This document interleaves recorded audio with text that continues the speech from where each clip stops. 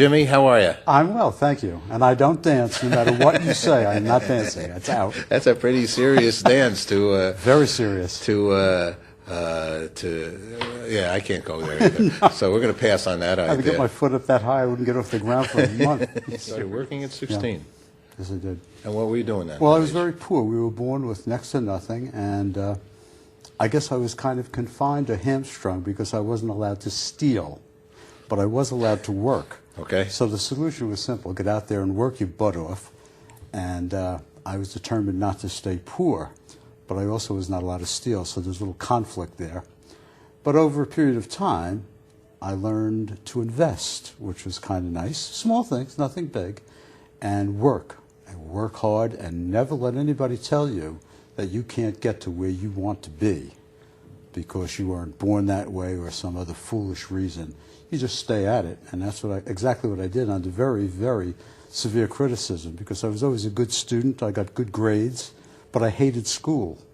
Okay. So there's a little conflict there.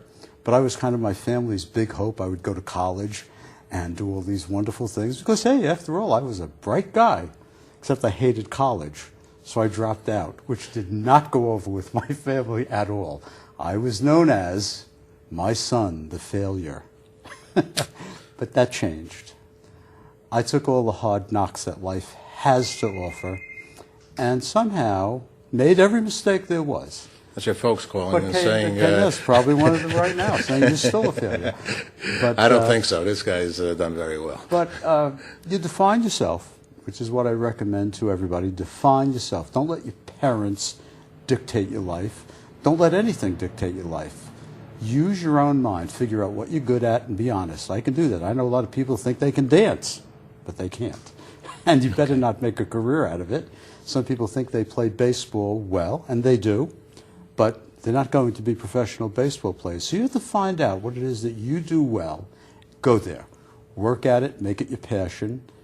And I think that gives you the best chance of succeeding in this very difficult society we live in. And that's what I try to do for people. I adopted, in effect, a lot of young people that work with me, work around me, and some are, indeed are my family members. And I learned to refer to all of them as nieces and nephews because that's what I am to them. I'm not here for a profit motive. Some people live their life seeking money. Okay, you have to have some of it, but if it becomes your life, you become its slave. You don't want to do that. You always want to be in control of yourself. Define what you need that makes you happy.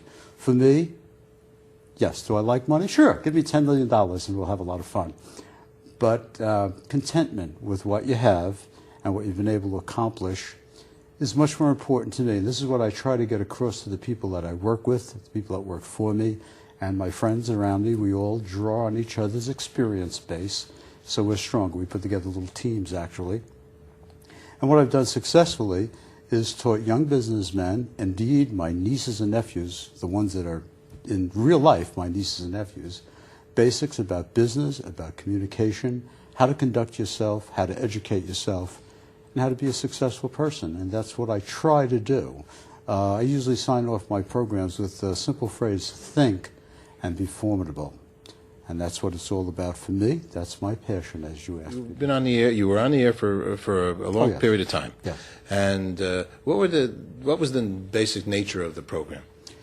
Well, it's interesting. There's a little story to it, and I'll make it very, very brief. When I first got on the air, I thought I would give information about things that I have in my background, finance, music, and other things. But what I found out was that people would call up because I was easy to talk to. And I said, well, that works. It's great. If I'm easy to talk to, people will talk to me, and I'll have a radio show. The show did very well, and I have no complaints about it.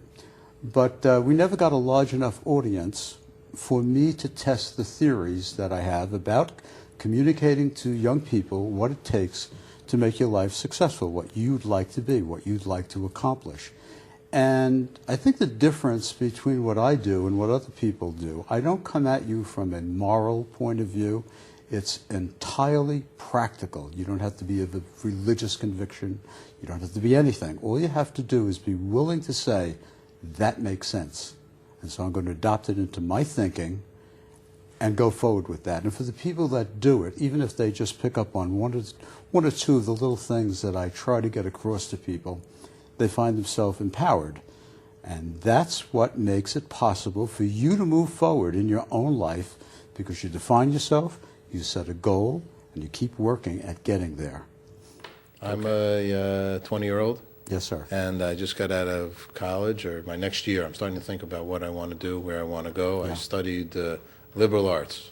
Okay. Okay, so I have an open mind about everything, not sure now what I want to do. How does somebody kind of focus in on where to go next? Well, one of the questions that you asked me was, what's your passion? That really should dictate what you want to do. If you have a goal in mind, for instance, you want to be an accountant or a lawyer or a doctor, then what you do is you start your goal achievement early. Go to school, get the credentials that you need for that particular occupation or that goal, and do something that you enjoy doing with your life. Whether you make a lot of money or not is not as important. But when the young people today go to college, and they come out with a degree that means absolutely nothing, I have a major problem with that. For instance, it sounds a little funny, but I used to do my own interview when people came to me and looking for a job. I would do my own interview because they all came with proper credentials. They would have a college degree and certain other things that they needed. So I would give them a very difficult question to answer right off the bat. I would say to them, do you show up? And if the answer was, huh? They were in trouble. What do you mean? I said, well, there's a desk there. We start our hours here at such and such a time. Am I going to see your pretty face sitting there every day? I guess so. Not a good answer. It doesn't make any difference what your credentials are. If you can't answer those basic questions, and another one I would ask them, can you build anything? Can you fix anything? Can you speak on the telephone? Can you sell anything? And if the answers to all of those things, 0, no, can't do it, then what would you like to do for me?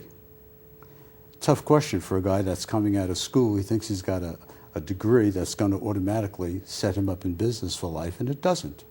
A lot of people would say to me, you have to give me a chance. My answer to that is, I don't have to give you anything. You have to show me what you can do to help me in my business, and then I will train you. If you can't do that, it's been fun. Thank you. I'll give you a call, but don't count on it.